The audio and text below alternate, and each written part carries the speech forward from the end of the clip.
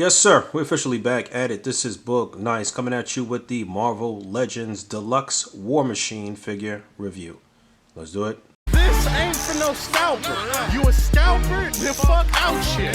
This one's for them real collectors. That's army building and posing figures. Marvel Legends, imports, mini matey, I'm fucking with them. Hype beast, we know about you. Stay buying figs, don't know about it. And a quick look at the artwork on the side of the box, looking very 90s-ish. That looks great. And the same thing on the opposite side.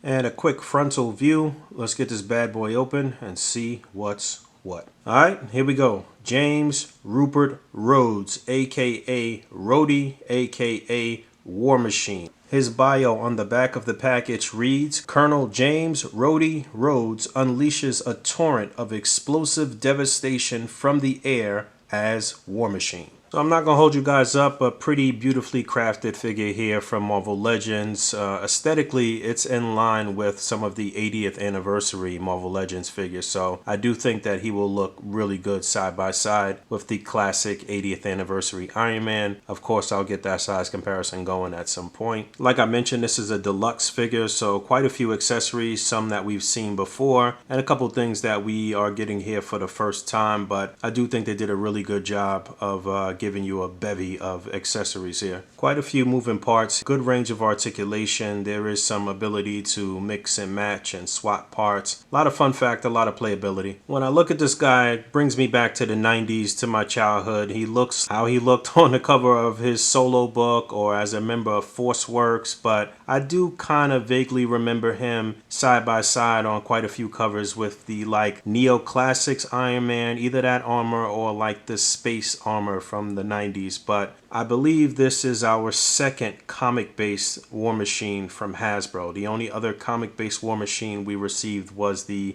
Punisher version, and everything else from Hasbro has been a movie armor. So this is only the second War Machine in the life of the Marvel Legends line. The very first one was way back in the days, the Toy Biz version, and I believe he was part of the Sentinel Build-A-Figure wave. If I'm right, something will be popping up. If I'm wrong, something will be popping up. It was the Galactus Build-A-Figure wave, but long time coming for a comic-based 90s War Machine, and like I said, I do think Hasbro did a really good job on this figure. So let's talk accessories. Out of the package, he comes with 2 fists attached, and that is my first and probably one of my only gripes with this figure, is that he did not come with any additional hands. You only get the fist, but I guess if you have some other character with similar fists, you may be able to do some type of swaps, but that was unfortunate. So obviously, if I'm talking about swaps and that possibility, then you can pop the hands out, but I guess I could see if the Iron Man hands fit. For some reason, I feel like these hands are a little smaller than those of Iron Man, even though it looks like the base buck here might be the same. So he's packed in with a couple of small caliber blast effects. These look like the same effects that were packed in with the Deadly Origin Black Widow in the all-white suit, if I'm not mistaken. Like I said, there are a couple. There are 2. They can both be fitted into the little nozzles there on his forearm cannon on the right arm. So you can use one or use both. You can kind of rotate them and make sounds and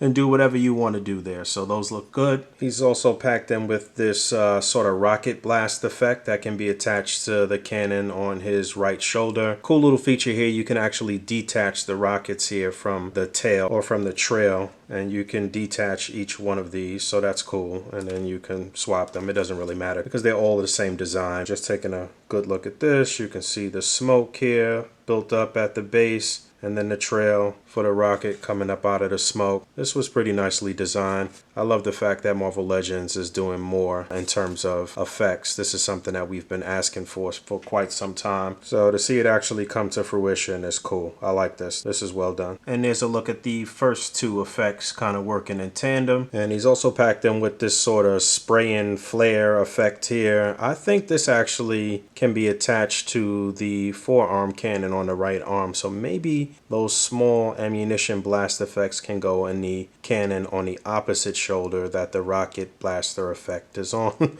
I don't know, we'll see. Like I said, there's a lot of playability, and you know, when I review stuff, I'm playing with it for the first time as I review it. So, you know, I'm learning and experiencing the fun right along with you guys. So this looks pretty good. You can see some more concentrated energy here on this side, and then a little less concentrated here where the little peg hole is. I do believe this will attach to the right arm cannon. Let's see. Yeah, that works. That looks good. I guess it could go either way. I thought there were actually some peg holes in this cannon up here, but they aren't. So I guess you could just kind of mix and match and use whatever effect you want for whatever scenario you have going on in your setup. And there's this energy blast effect, which is a design that I don't know that we've seen before. It's very similar to some of the Iron Man blast effects, but I feel like this portion's a little different, so the scope may be something kind of new, fairly new. And it looks like this one can be fitted to that other blaster on the left shoulder, like so. That looks pretty good, liking that. And like I said, you can mix and match the cannons. So I swapped the left for the right, right for the left, and that really does add to the playability. I'll talk about that more when I go over articulation, but I'm having a good time, as you can see. He's also packed in with a couple of booster effects. These look to be the same effects that we received with the Iron Man 2020 figure, and these are cool. I think they might be painted a little differently from that figure. I think there might have been some more red in here. I don't know, don't quote me on that. But you can see the two pegs there, and they can be pegged right into the bottom of his boots. And there's a look at those plugged in. So, you know, they work with no issue. Those look fine. There you go. And you know what? As I'm messing around with this guy, I think gripe number 2 is that I wish his head could actually be tilted back a little bit more. But minor issue. You could kind of half the head off of there if you wanted to get it back a bit more. You know, something like that. That still works. And I'm kind of backtracking here, but I forgot about these two little smoke effects. And these were also pack-ins with that Black Widow figure. I believe it was the Deadly Origin version. But again, I welcome as many effects as possible with every single figure. So even though this is something that we've seen before, I feel like they're utilizing it in a good way. So I'm all for it. And, you know, not everybody picked up that Black Widow. So if you didn't and you picked up this figure, then you have them now. And if you have both, then you have extra. And obviously you can mix and match with these and put the longer one at the top or the bottom, or use one or use both, whatever you want to do according to what you're doing display wise. And then his final effects are another pair that we've seen before with the Iron Man 2020 figure. Again, I just think these are painted differently. I believe there was a lot more red and like a brighter sort of more vibrant red on the Iron Man 2020 versions, but looks like the sculpt and everything is the same. Just looks like more gray to kind of match the design or the aesthetic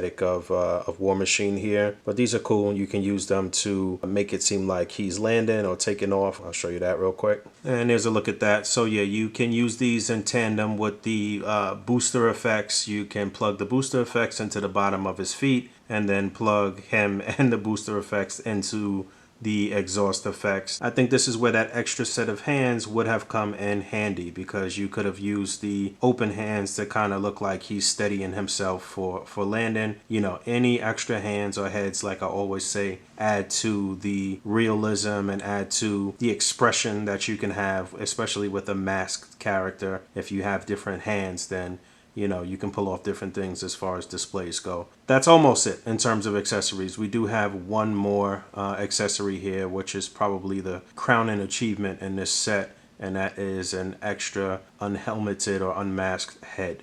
So taking a closer look at the helmeted head real quick before we swap on the other head, and a couple of things up here too. So yeah, it would have been cool if there were peg holes here on this blaster where you could plug in small arms, munitions, or blast effects into these little ports here.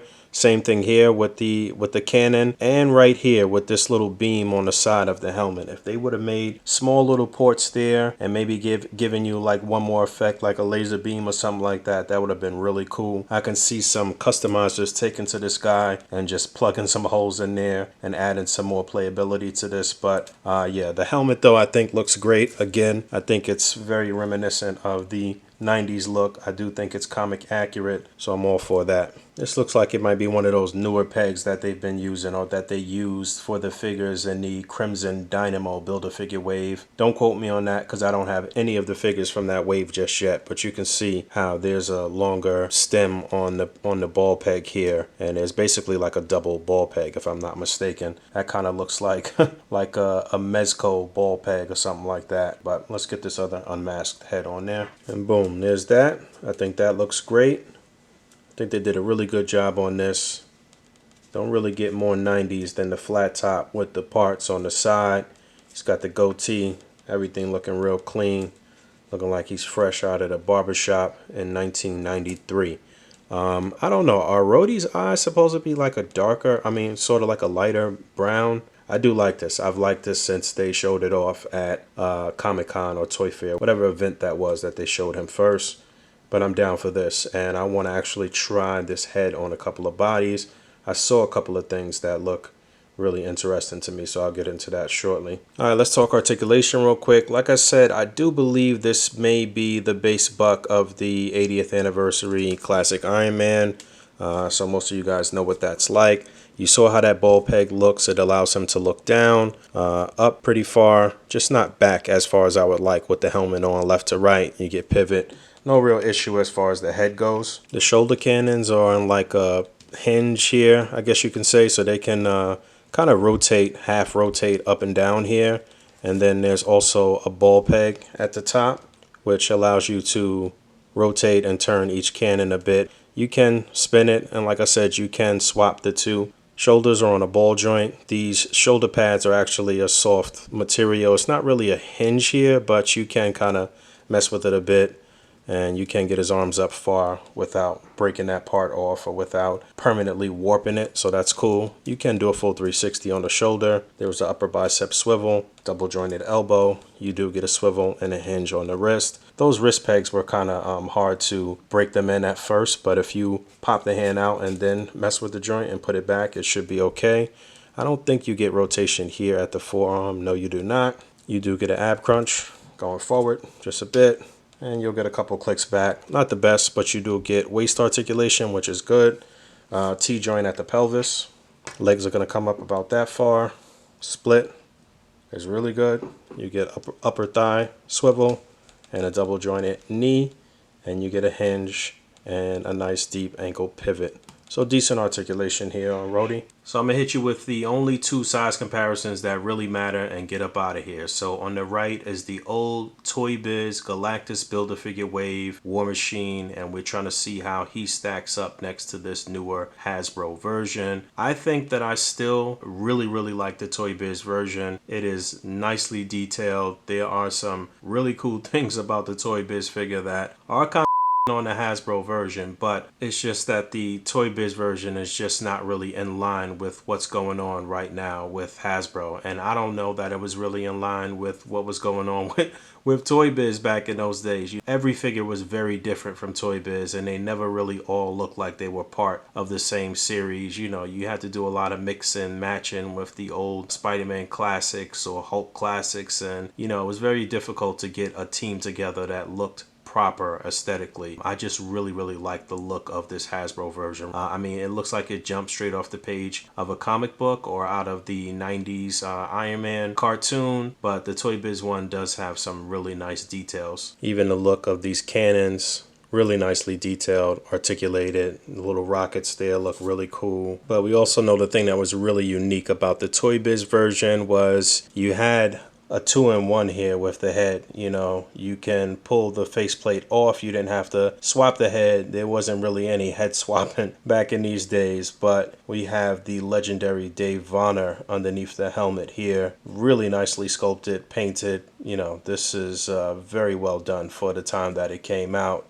And you can see how those look side by side. And Dave Vonner pretty much still looks exactly like this right now. This man does not age. But yeah, I do like this. It would be cool if we could mess around and pop this head off. I wouldn't ruin my old War Machine here though, trying to pop off the head or do anything there. I'm gonna keep it in almost mint condition here. But again, like I said, the details here between the Toy Biz and the Hasbro one, the armor looks a little more metallic here. It's a better wash in this area, and the weapons look a little better. Let me see if I can swap between the two weapons. Nah, that ain't even happening. No two ports are the same. That ain't gonna happen. And then the second comparison that really counts is getting War Machine matched up with the 80th anniversary Iron Man here. So for you to be able to do this and for them to look in line and look great together, that's where they have Toy Biz beat for sure. And like I suspected, it does look like the base for War Machine is that of Iron Man here. And then the fact that you can get them both unmasked too is a very attractive feature. So, you know, this looks very good. Toy Biz is still a pretty nice figure. The Toy Biz War Machine is still a pretty nice figure, but I still got to give the edge to the newer Hasbro one just for you being able to world build and make everything look good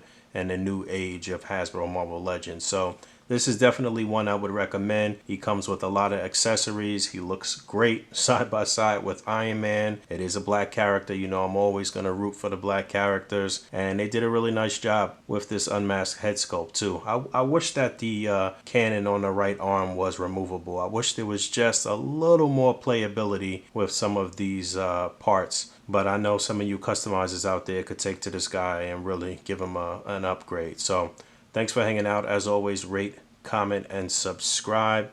And until next time, peace. Hit that bell down there. Bye.